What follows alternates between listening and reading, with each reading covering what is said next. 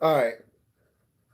I warned you guys that this was a very distinct possibility that the video might conk out on us because the internet connection had been trash all day. So, not a surprise that this had to happen. I did have some super chats, however.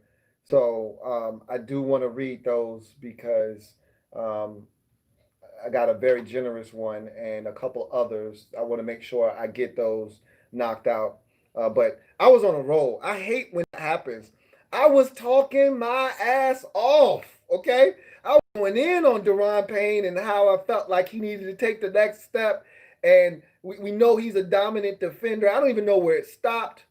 All right, but I'll just start over on Daron Payne because at some point it stopped during my whole Daron Payne spiel. Okay, so Daron Payne for me is the guy that, to me, has an elite trait. He has an elite ability to stop the run. To me, he right now he's already one of the best run stuffing defenders in all of football. You know, in terms of the interior. And I know you say, well, look at our run defense; it's been trash. So how could you say that?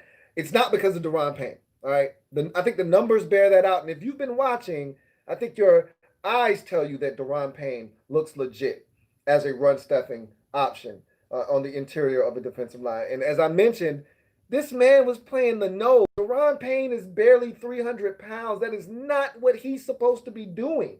However, because the Redskins put him in a position where he had to take on double teams, that he had to be stout at the point of attack versus two guys a lot of times, especially in base, and he was able to be up for the challenge.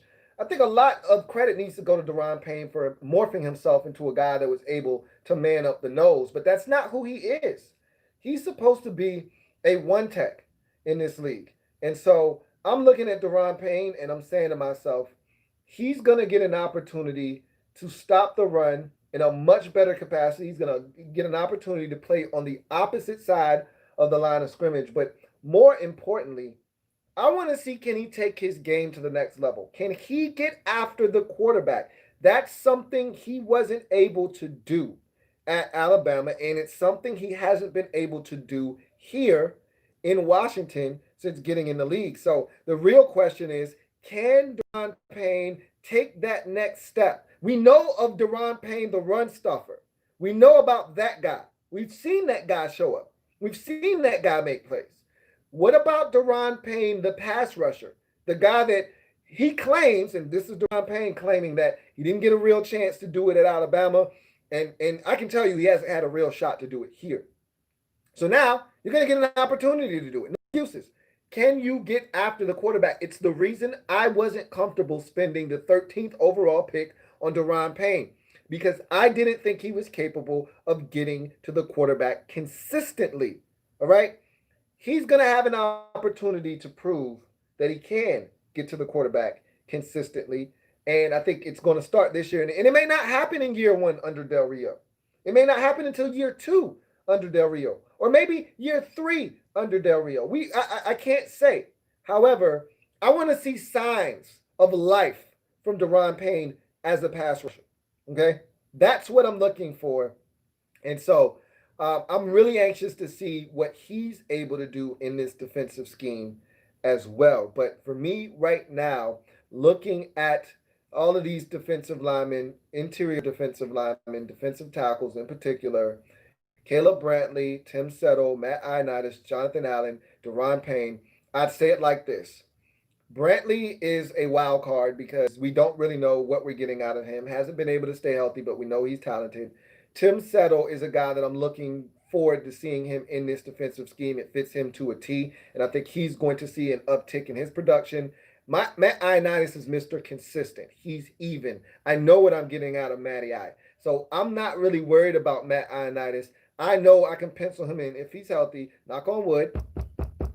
I can pencil in Matt Ioannidis for anywhere from 6 to 9 sacks this upcoming season and feel confident that he's going to hit that number. So not worried about Matt Ioannidis. Jonathan Allen to me is the guy I'm putting the most pressure on in 2020 to really take his game to the next level because this is the defense that he was tailor made to play in. A 4-3 defensive front. He gets to be the three tech, and he should be going up the field and creating havoc on the opposite side of the line of scrimmage.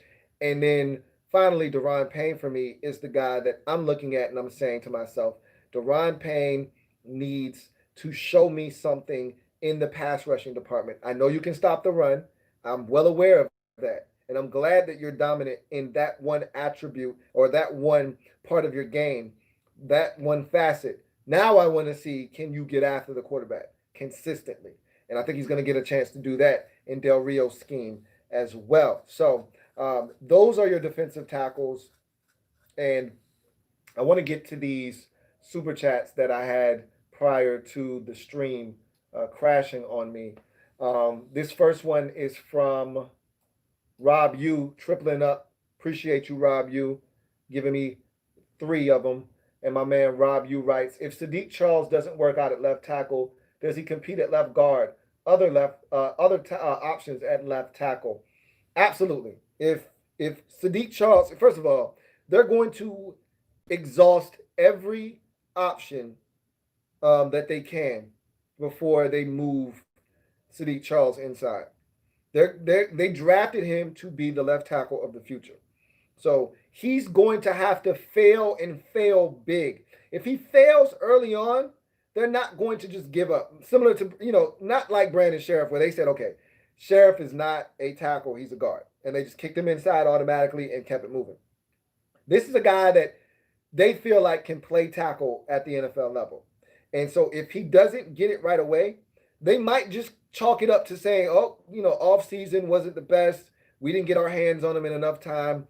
We're going to give him an opportunity with a fresh slate next year to see if he can't battle for left tackle. Or maybe later on in the season, they feel like, okay, he wasn't ready. Too much was thrown at him too quickly because of the shortened offseason. Let's, kind of take a step back, let the situation breathe. We'll play somebody else, whether it's Cornelius Lucas. Remember, never, ever trust a man with two first names, or someone else will get an opportunity to start. And then I think you'll see him get an opportunity down the road. But I don't think they're going to give up on him like they did with Sheriff at tackle and just kick him inside the guard. But I will say this, if they determine that this guy cannot, absolutely, unequivocally cannot play tackle at this level, yes, they will kick him inside to guard. They are not going to waste this fourth round selection. If he can't play tackle, they will give him a run at guard and see what he's capable of doing there. But I think they are confident that he can play the tackle position and he'll get every opportunity, I think,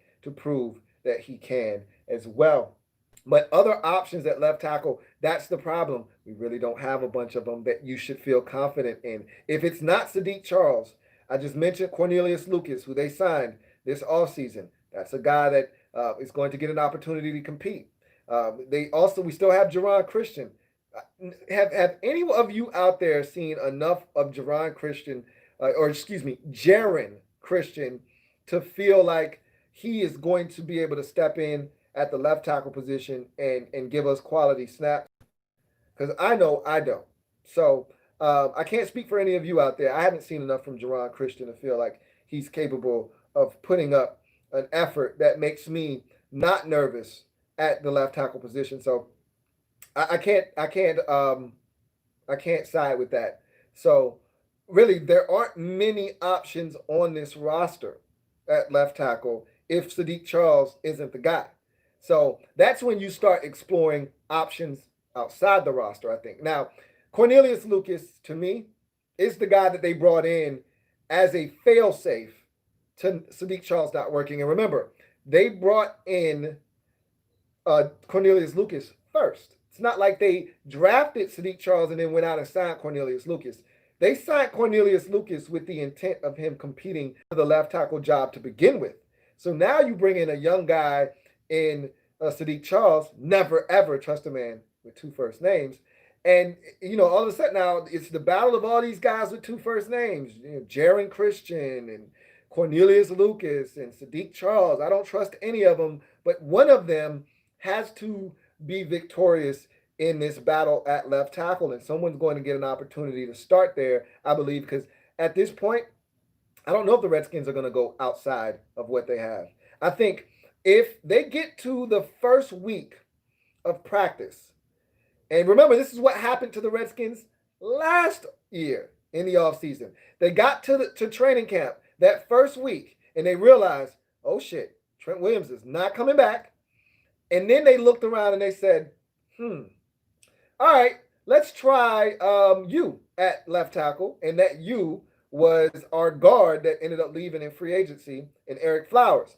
And they realized very quickly why the New York Giants gave up on him as a left tackle and why he didn't work in Jacksonville as a tackle. And they said, okay, um, you can't play tackle. And then they went out and signed a guy, and I can't remember his name, but I did a video on him, and they realized he couldn't play left tackle. And that's when they said, all right, enough with the chicanery. They went out and signed. They went out and signed Donald Penn. The rest is history. So if they come to a situation like they did last year, and I get it, it's a different regime, it's a different coaching staff, but if they get to training camp and that first week they realize, oh shit, Sadiq Charles is in over his head. Cornelius Lucas is not what we thought we were getting, and Jaron Christian just isn't very good. They may have to go out and do something, and that's when you call up, a Donald Penn or Jason Peters or a Kelvin Beachum or someone like that as a veteran to come in here as a stopgap. But outside of that scenario playing itself out, I don't see any way they go outside of what they already have. That's the reason they went out and signed Cornelius Lucas. That's the reason they went out and drafted Sadiq Charles. Is so that they didn't have to go outside of the roster to sign someone. They think they have their left tackle on the roster. Now, they don't know who it is. Even Scott Turner couldn't give us a definitive answer. He's like, I don't know anything about left tackle right now.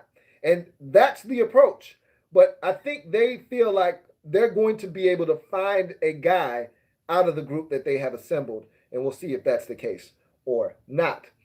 Got another super chat from King in the North. Appreciate King of the North, who writes, well, first of all, double up, King of the North writes, Del Rio, best DC since Williams. I miss G-Dub, aggressive style. His '05 squad hurt a lot of players on other teams.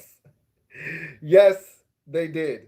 And I was on Ed Oliver's show earlier this week, and we talked about. He asked me the biggest mistake I felt like the Redskins made since Dan Snyder has taken over the team, and I said, I felt like Shanahan being, them choosing Robert Griffin III over Shanahan and the Shanahan or the Shannon clan was a big mistake, but I think the biggest mistake was not hiring Greg Williams, and I said that on his show.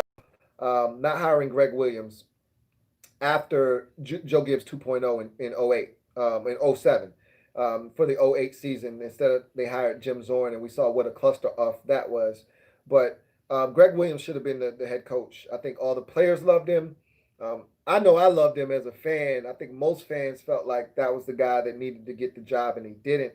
For whatever reason, it didn't work out. Maybe we would have had Bountygate, though, if he would have stayed here. Maybe we would have been penalized for that. So it probably happened for the best, but that was the guy that should have been here. And I, too, remember, I went down memory lane. We thought we had a shot at Greg Williams last offseason when he was a free agent as a defensive coordinator after leaving Cleveland, and he opted to go to the Jets.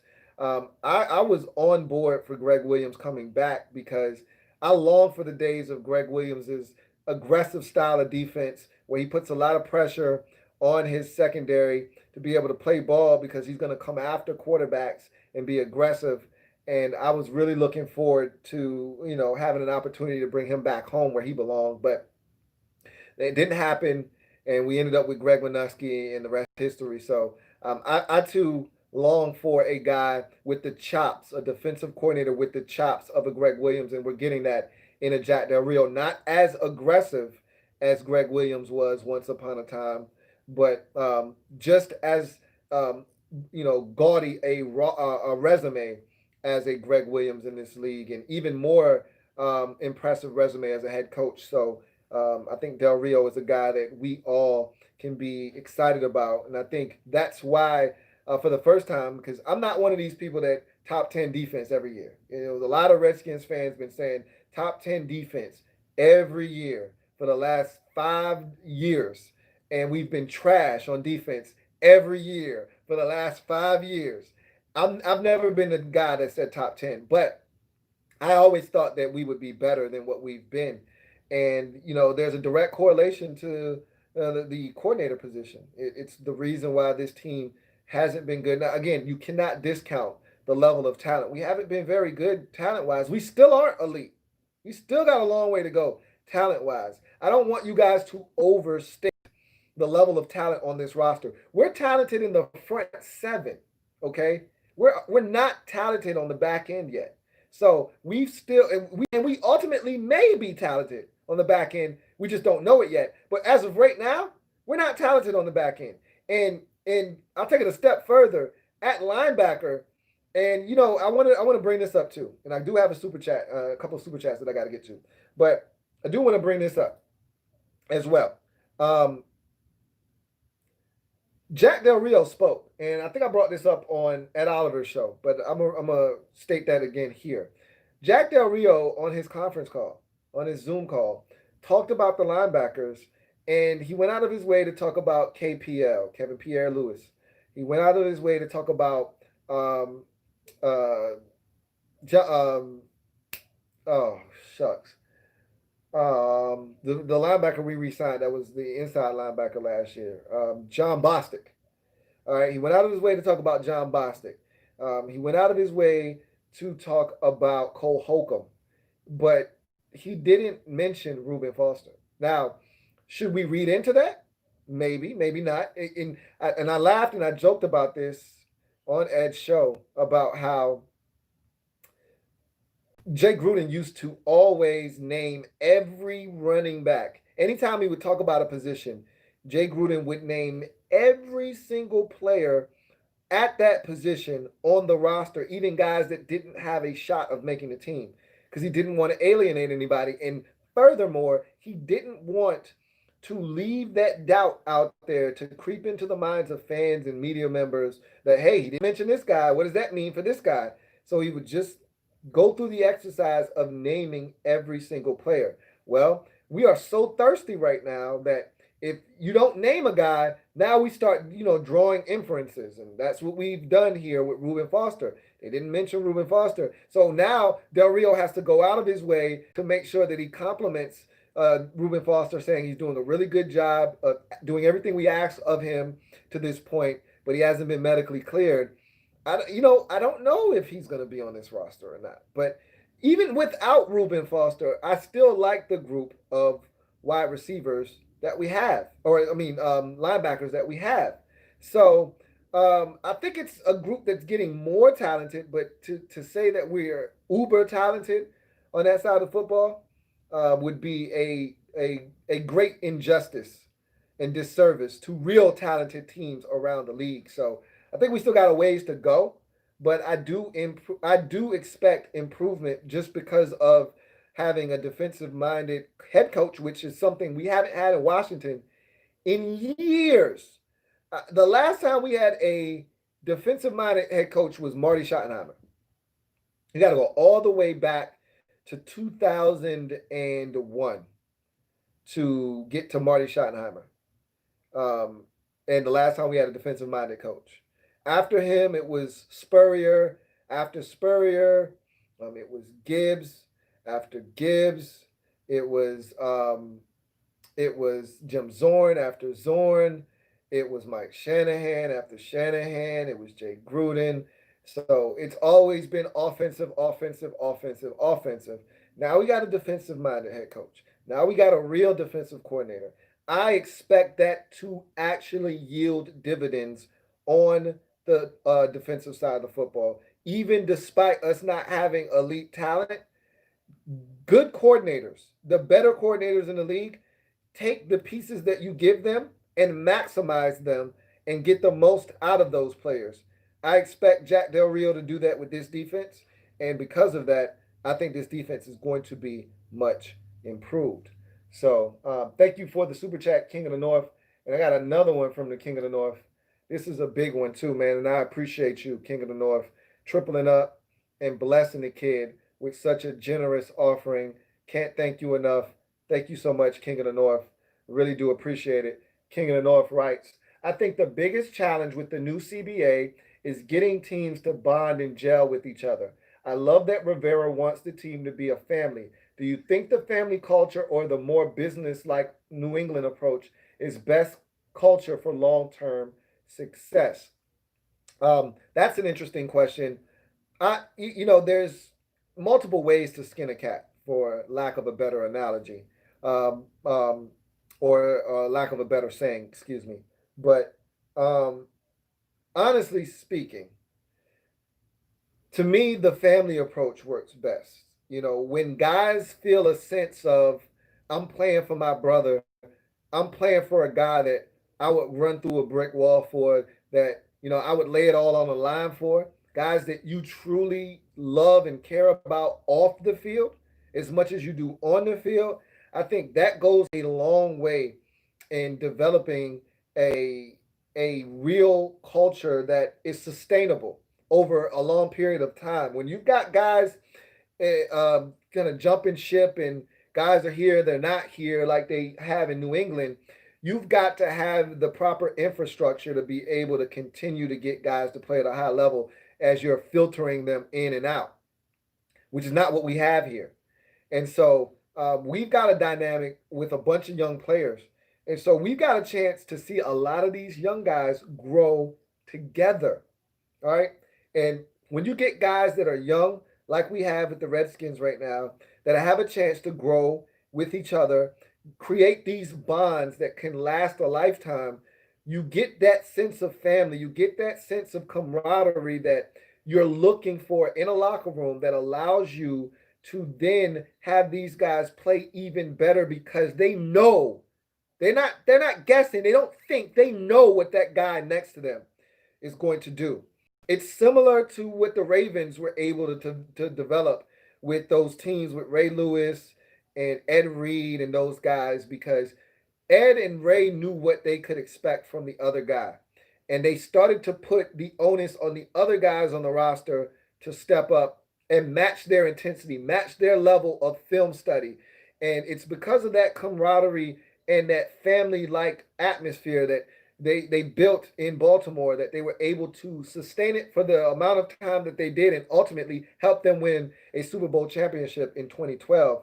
And so when I look at this Redskins football team and I look at Ron Rivera and I look at the way he approached it in Carolina, which was that same family mentality that you speak of, I think that's what he's trying to bring here. And I think that's what's going to give the Redskins the best opportunity to succeed. You got a lot of young guys here that are very impressionable, that have a chance to grow together, gel and mesh together. And I think because of that, I think the Redskins building that family atmosphere and culture is the better way to go than to have that New England Patriots approach where you get the best player or you get the guys that are not as talented, you coach the hell out of them, you get the most out of them, they end up getting a big deal somewhere else, and you bring in new guys and try to coach the hell out of them and get them up to speed. We're just not there. So, and both ways work if you can pull it off. But to me, the Pittsburgh Steelers have that kind of family atmosphere. The Ravens, to me, have that kind of atmosphere or have had it in the past. And Rivera has had that in Carolina. And I feel like we can adopt something like that here in Washington. So I think that's the better approach. And I think that's the one that gives you the best long term success in this league. It gives you the most opportunities. Now, the problem with that is eventually guys get older. You got to move on from some of those guys and you got to replace them. And that's what happened to the Steelers back in um, late um, late teens. Well, the early 2000s. I mean, the late 2000s. Excuse me.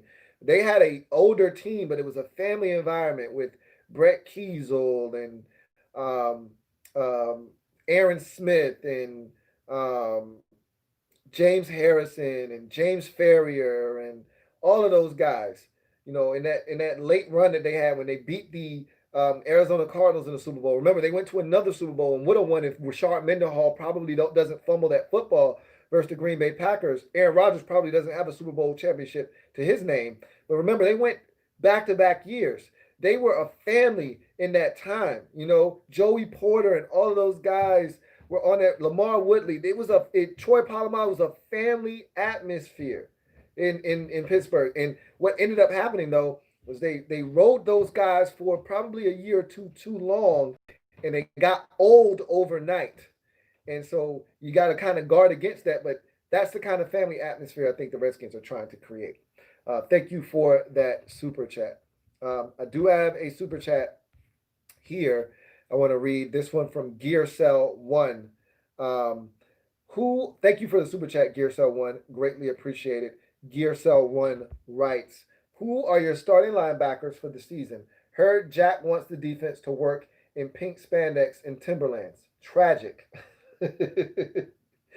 um, my starting linebackers right now, and listening to Jack Del Rio speak, I would not dismiss KPL. I didn't dismiss him. And remember, when I went through the linebacker breakdown, I talked about KPL as a guy that played well in Chicago last year when given the opportunity, and that they were really impressed with him. And so I said, don't dismiss KPL as a guy that could potentially get a lot of clock for this Redskins team. However, I didn't think he would be a guy that would be in the runnings to get a chance to start. When you listen to Del Rio talking, he went out of his way, as I mentioned, to name three guys in particular in KPL, John Bostic, and Cole Holcomb. That made it sound like those are your three starting linebackers if the season were to start today. Now, obviously, there's a lot of time between now and the start of the season. And so, theoretically speaking, those may be the guys that on film impressed him the most. So, those are the guys he's rolling with as of right now. But as you get onto the field and he starts to see the athleticism that some of these other guys have and some of the skill sets that they bring to the table, maybe he's able to have his mind changed at that point. But right now, as it stands, you're looking at Cole Holcomb as a weak side backer, KPL as a strong side backer, and John Bostic as a middle linebacker. I'm gonna tell you right now, I'm not really excited about that group. With all of the different mixes and matches that we can put together, if you're telling me that's the best we can do right now, I'm pretty disappointed because I feel like there are other guys in that linebacker room that provide some things that the guys that I just mentioned don't. Now, KPL is a good athlete, came into this league as a core special teamer and a hell of an athlete. So it's not like you're losing athleticism with him on the field. But I think it's pretty safe to say that there are other guys that we'd like to see on the field. And, I won't discount Thomas Davis either. He's a guy that I think could easily start. But if you're going off of what Jack Del Rio said, he made it seem like, KPL, John Bostic, and possibly Cole Holcomb as your three starting backers. I would venture to say that um, you're probably going to see Thomas Davis start somewhere in there. So um, if I had to guess, I would say that Thomas Davis is probably your starting strong side backer. Cole Holcomb is your weak side backer. And John Bostic may end up starting as your middle linebacker. If Reuben Foster is not medically cleared, and we keep talking about Reuben Foster, his ass might not even make the roster. You know, you listen to them talk, and I told you guys this a month ago, maybe a month and a half ago, and I got a little bit of backlash from some of you when I said, look, Reuben Foster might not be, Ron Rivera's cup of tea. Remember he's on the last year of his deal.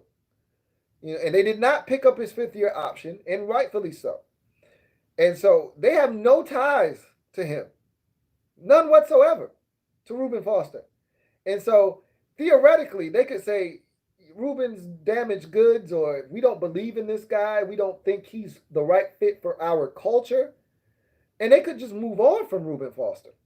Again, he's on the last year of his deal, and he really hasn't done much of anything in this league to this point. So don't discount that fact either, that he's not a lock to make this football team. But I thank you for that super chat, Gear Cell. So um, right now, I have no more super chats. And it is 10:05. So, and I don't have any comments with the hashtag So we don't have anything to read right now. I've went through the entire defensive line, and if we don't get any more comments to be read, and we don't have any more, make sure if you want your comment read, use the hashtag Louie T Live to have your comment read on the air. If you want your comment to be read immediately, super chat is the way to go, or use the hashtag Louie T Live. But if we don't get anything here in the next couple minutes, I'm gonna glide to the side and go ahead and get out of here. So um, when I look at this defense, and this has been more of a defensive night for me, um, it's really intriguing to see what happens in the front seven with this Redskins defense because honestly speaking, with the shift from 3-4 to 4-3, that's where you're going to see the biggest difference. Yes, the secondary members do have a different responsibility in terms of their run fits in a 4-3 versus a 3-4 defensive look.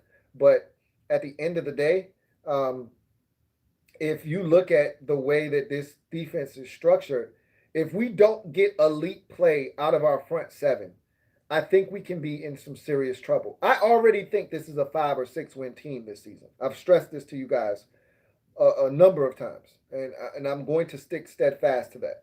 But if we don't get production out of the front seven, it's going to be a long season as Redskins fans, and the defense won't be as improved as we think it's going to be. No matter how good Del Rio is, and generally, as I've mentioned, good defensive coordinators get the most out of their players. So if we believe in Del Rio, if we trust in Del Rio as much as we say we do, he should be able to get the most out of whatever, because the defensive line we believe is talented, and there's no way you can go wrong with the defensive line. With Chase Young and Montez Sweat and Ryan Kerrigan and those guys at the defensive end position, and then the guys that I mentioned tonight along the defensive interior line, there's no way you can go wrong up front, along the front four. So now you're talking about the linebackers. And if they somehow F that up in terms of the combination that they're putting on the field, they, essentially, if the front four doesn't step up to make up for some of the issues of the linebackers in the back four, we could be in some trouble defensively this year. So it's going to be really important that they figure out who the right mix of guys to put on the field are in that front seven. And the linebackers are really important. I think that's, if you ask me the one position that we've struggled at the most with this defense the last 4 years, when we've been really bad, whether it's been Joe Barry or Greg Wineski, you ask me what position we've struggled at the most, I'll tell you it's linebacker. That's the position that's let us down the most out of any of our positions. Whether it was Mason Foster or even John Bostic was good last year. He wasn't great. I thought he was good. He was solid, but he's not a difference maker out there on the field. We've had some issues at linebacker for a very long time. They need to figure it out. They need to get it right. King of the North says, how will they move around Chase Young and other guys up front? They're going to move guys around, and I feel like there needs to be some kind of speed package, meaning that you're getting Chase Young, Kerrigan, Sweat, and whoever you think is your next pass rusher, whether it's an interior guy or not, you should be able to get all of those guys. Del Rio made it seem like I'm going to be able to get all those guys on the field at once. Why not? On 3rd and 9, why can't I get my best 4 pass rushers on the field? Why can't I get Sweat, Kerrigan, Young, and Ioannidis all on the field at the same time? Why can't I do that? Why can't I get Kerrigan? Why can't I get Kerrigan, Young, Montez Sweat, and Ryan Anderson all on the field on one snap? Why can't I get them all on the field at the same time? Why can't I have a package that allows me to put my best 4 guys on the field at getting to the quarterback? Because you can kick Chase Young inside. You can kick Ryan Kerrigan inside. You can reduce them inside and still have Sweat outside and have Anderson outside and still generate a pass rush. Why can't you do that? And maybe he will, but when I listened to him talk, he made it seem as if, hey, it's not enough snaps to go around. Not everybody's going to be able to be on the field. Why can't we have a package where we get those? And I'm not saying every third and long you got to get that package on the field, but like the Seahawks used to do with their NASCAR package, I feel like we got the guys now. We got the ammunition for that kind of package. We should put one together and put those guys on the field all at the same time. So if you ask me, they're going to move Chase Young around. And that was your question. They're going to move him on the left side. They're going to move him on the right side. They're going to kick him inside. They're going to run twists and they're going to run stunts. Chase Young is going to be everywhere. He even may be standing up at times, walking around, mugging the A gap and end up blitzing off the C gap. Like they're going to move Chase Young around because that's what you do with elite rushers. But generally speaking, if they use him like Denver uses Von Miller, they're just going to flip sides with him. He won't be playing inside, but Chase Young is a much bigger man than Von Miller, and he's a different animal than Von Miller. So I'm if you look at what they did with him at Ohio State, they just moved him all around. So I anticipate the Redskins doing something similar with him at this time and figuring out what he does best and then trying to utilize that a little bit more so. But right now, I think they're gonna just stick him out on the edges for now, and then as the season progresses, maybe you get freaky and you start trying some things. We'll see. But thank you for that comment. Got a couple of super chats right here. Got another one from Gear Cell. Double up. Gear Cell 1 doubling up. Thank you for doubling up. Thank you for the super chat, Gear Cell 1, who writes, who wins a race between Darrell Green, Deshaun Jackson, Santana Moss, and Ricky Sanders? You are doing a great job, HTTR. Why did Dunbar show up for his court appearance wearing a three-piece suit and Crocs? um, I would go with Darrell Green, man. Darrell Green ran down some of the fastest guys at the time in the NFL, whether it was Eric Dickerson. Everybody knows about the Tony Dorsett rundown. That was the one that put him on the map. But I thought the one that was even more impressive than Tony Dickerson was Tony Dorsett, was Eric Dickerson, because to me, Eric Dickerson could flat out run. There wasn't many guys that could run faster than Eric Dickerson, and damn sure wasn't many guys catching Eric Dickerson from behind. ED just didn't catch him from behind. And so Darrell Green, to me, right now, might still run a 4.4. He's that fast. He was that fast back then. I think Darrell Green in his prime is faster than all of those guys. The one guy in that group that I think would have given him the best run for his money would have been Deshaun Jackson, but I think Darrell Green wins that race out of those three. Martin Matthews, thank you for the super chat. Greatly appreciate it. Martin Matthews writes, hey, Louie, I think Moreland should start in front of Darby as the boundary corner. What is your opinion on that? Well, first of all, if we're in our base, and our base is a 4-3, meaning you got 4 defensive linemen, 3 linebackers, and then 2 safeties and 2 corners, you're not having that third corner on the field. So Kendall Fuller is starting. So let's get that straight. Kendall Fuller is starting at one cornerback position, and at the other, it's going to be Fat Moreau more likely than not. So neither one of those guys are starting corners necessarily. Now, in today's age of the NFL and teams coming out in 3 wide receiver sets and 4 wide receiver sets and putting extra guys on the field that force you into your nickel, essentially you're starting 3 corners. So let's go with the assumption that a third corner is necessary. And you want to kick Kendall Fuller inside because right now, to me, he's the best of the bunch at playing in the nickel. Let's say you kick him inside, and let's say you have Fab on one side. Do you play Darby or Moreland outside? Great question. And honestly, it's going to really come down to who performs best in camp and in the preseason. To be honest with you, if they get Darby out there and he doesn't look good and he's getting beaten, and meanwhile Jimmy Moreland is playing like he did last preseason with an abundance of confidence and he's making plays, how can you not put Jimmy Moreland in there? We saw flashes from Jimmy, but Jimmy was inconsistent last year in his rookie season. So obviously we need to see more from um, both of those guys to determine who gets the nod. Right now, I think the nod probably goes to Darby being a veteran in this league and having experience. I think he's going to get the opportunity first to show whether he belongs out there or not. And then I think you're going to see other guys like Strowman and Jimmy Moreland and Danny Johnson and all these other guys that are on the roster. You're going to then see them. Simeon Thomas is another guy that I'm intrigued by.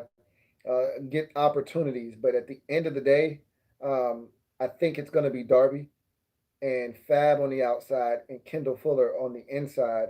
And when it's just two corners on the field, I think it's Fab on one side and Kendall Fuller at the other cornerback spot. So um, thank you for that super chat, Martin Matthews.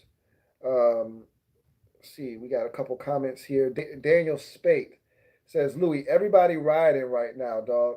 I hope that's not the case, man. I hope that's not the case. We know how things have been going all over the country, but hopefully y'all staying safe. I know they actually gave us a curfew out here. They gave us a curfew because they ended up breaking some windows downtown. So it's crazy everywhere. Gavin Palmer writes, do you think a guy like Ryan B could compete for a roster spot? No, I don't. Um, Ryan B was an interesting guy last year during the preseason, a guy that I thought did some good things, but you're starting to get to a point now where the Ryan B's of the world shouldn't make your roster. That guy shouldn't make your football team.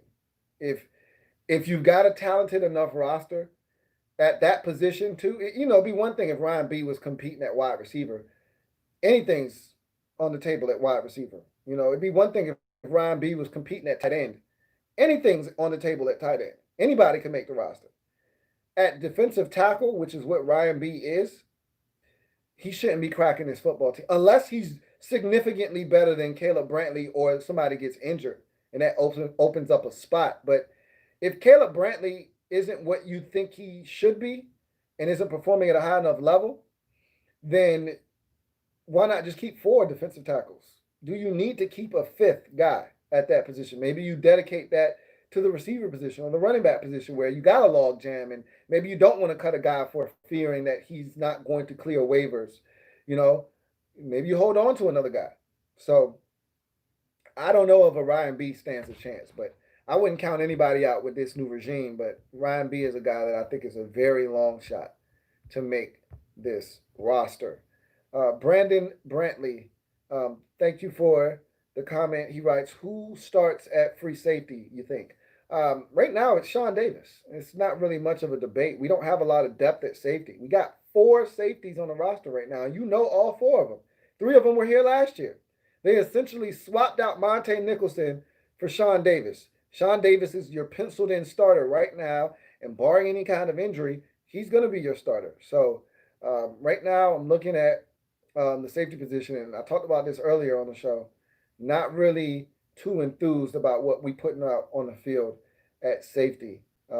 Really nervous about the safety position. If you're talking defense, that's the one position that probably makes me the most nervous.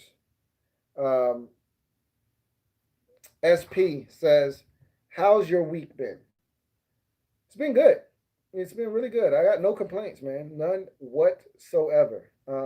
Hope you guys' week has been really good as well. But my week has been just fine. I got no complaints. Brandon Shepard says, if Chase Young isn't top three in sacks on the team, would you consider him a bust? No. Not after 1 year. Again, you guys can't be quick to label someone after one season. There's no doubt that, we're expecting big things out of Chase Young.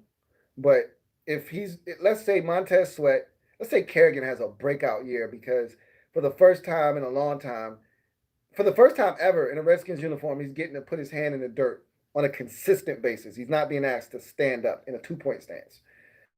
And let's say he breaks out with a 13 and a half sack season. And Ioannidis comes with a 10 piece. And Jonathan Allen comes with a 9.5. And Sweat has a 9.5. And Chase Young has a 7.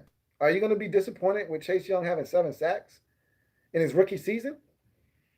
Was Khalil Mack a bust? He had 4 sacks in his rookie season. Was he a bust? Like, you can't go off of your first season and just say, "Oh, guy's a bust because he didn't do this or didn't do that." Like, everyone matures at a different rate, so we'll see what happens. But nonetheless, got another super chat. This one from my man JP. Thank you for the super chat, JP. Greatly appreciate it. JP says, "I'm late to the party, but will we see more of Tim Settle this year?" Talked about that earlier. Absolutely. I think we see a lot more of Tim Settle this year. I'm looking forward to seeing a lot more of Tim Settle because he's a guy that I think when we saw him at Virginia Tech, we were excited about the explosiveness, the ability to get into the backfield, play on the opposite side of the line of scrimmage, be a force as a penetrator and a disruptor. And so I think he's going to get an opportunity to do that. And because of that, I'm really excited about Tim Settle getting more snaps, getting more opportunities. And, we're going to find out very early in the season what the rotation looks like because generally teams like to play their best players as many snaps as they can. But if you got guys going hard and getting tired, you want to be able to sub in guys that you think are going to continue that level of play. And so when I look at Tim Settle and I look at Matt Ioannidis, these are guys that we want in the game because we know the level of play isn't going to drop off. And so if Allen or Payne are tired, you want to be able to get them out of the game. And so I expect Tim Settle to play a bunch in 2020. And I think he's going to have his best season of his career because it's going to be the first year in his Redskins career he's going to be allowed to do the things that ultimately got him drafted into the league as a 5th-round selection. So I definitely think Tim Settle is going to play more, and I think he's going to play more effectively this upcoming season. So thank you for that super chat, JP. Got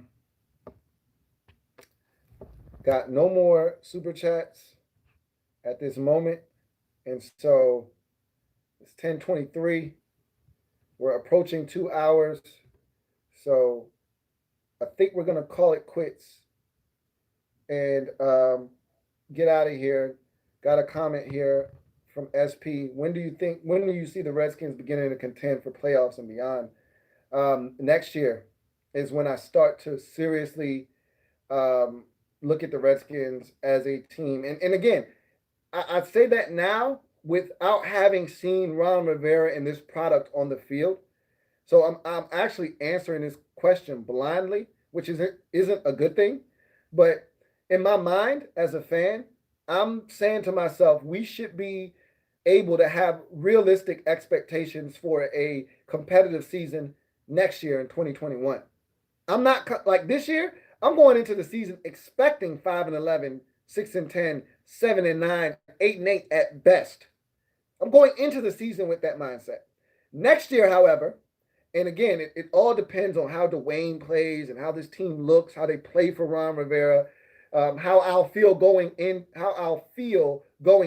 2021. But just right now, off first blush, in my mind, I'm going into this whole process of Ron Rivera being our head coach and saying, by 2021, he should have this thing going in the right direction.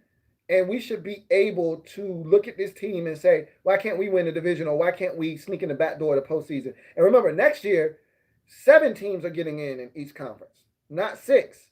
So there'll be an additional team that'll get in. Why can't we be one of the top 7 in the conference and get in the playoffs? That's going to be my mindset going into next season. So for me, if you're talking about contending for the playoffs, it's next year. If you're talking about winning the Super Bowl, you're probably talking 2 years down the road. If Dwayne Haskins is the guy, if he's the franchise guy, and I think he will prove this, over time. But if Dwayne proves that he is, in fact, a franchise quarterback, we should be talking about potentially winning something big in 2 years from now. Thank you for the comment, Got a super chat from Martin Matthews, my man Double M. Thank you for the super chat. Greatly appreciate you, Double M. My man Martin Matthews writes, "Hey Louie, Fuller at boundary corner. That experiment won't last past the fourth game. Anyway, I'm tired of saying watch out for Troy Apke. He hasn't shown that he's progressed as a safety. They should let him go." I don't disagree with anything you just said right there. Let's start with the first half of your comment, in which you said the Fuller out on the boundary experiment won't last very long. As a matter of fact, you anticipate that it will be done by week 4. I agree with you. I wasn't impressed with Fuller here, 1.0 status at the boundary the first time he was here. So, and apparently the Chiefs weren't all that smitten with him on the outside either. So, if I'm the Redskins, I'm not trying to fit a square peg in a round hole. If Fuller doesn't show me what I want to see early on in the season, I'm going to just go with what I know he's capable of doing, which is playing the slot. So, I personally would just stick him in the slot, to be honest with you. But I think they're going to try it because they're paying him out wide money.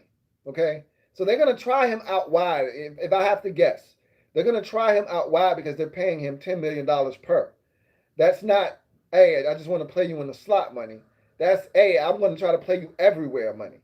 So I think they're going to try and play him out wide first, but I, like you, think that that's going to be a failed experiment and something that ultimately they're going to have to look elsewhere for a guy that's going to be able to man up outside.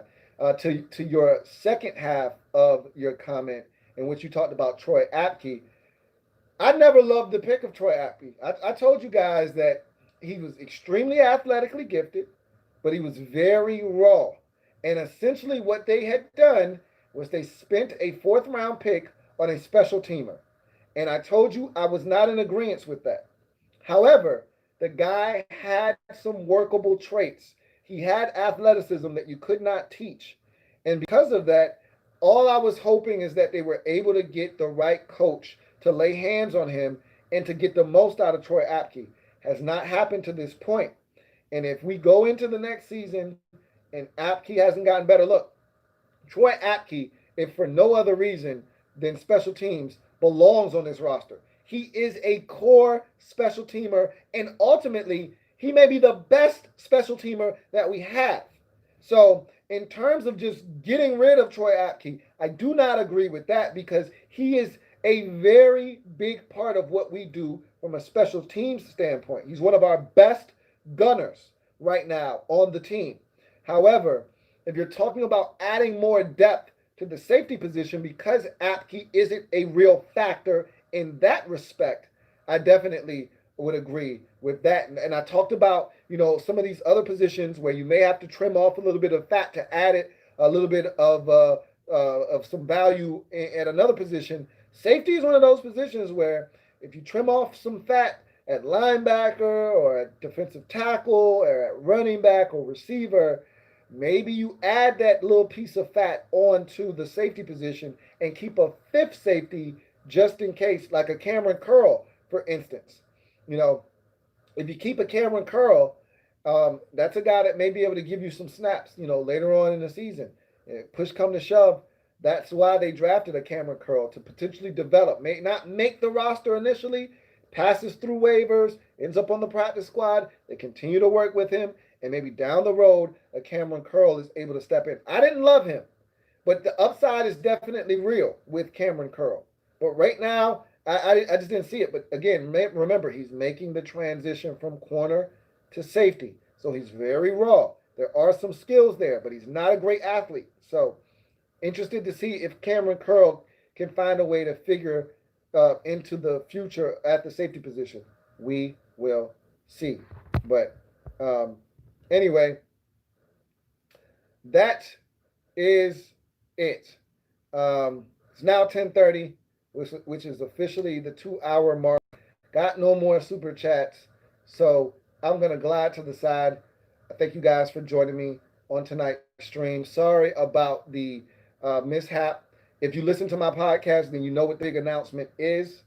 and you'll know that this is not going to be um, my this is not going to be my existence here shortly. I will not be dealing with these problems in the near future, and I'm looking forward to that. Okay, but I appreciate you guys bearing with me as we continue to have some issues at times.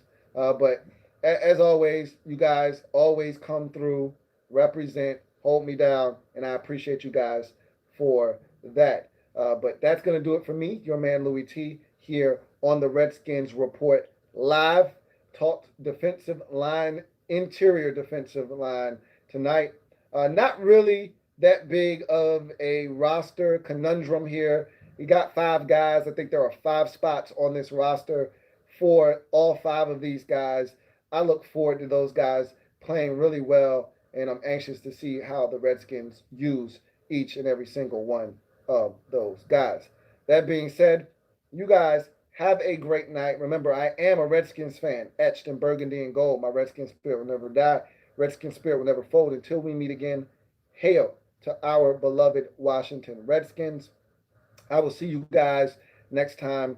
And if something happens major, of course, I will be back. But until then, you guys take care, stay safe. All right, there's a lot going on everywhere. Stay safe, and we'll reconvene at a later date and time. You guys take care. Have a good one.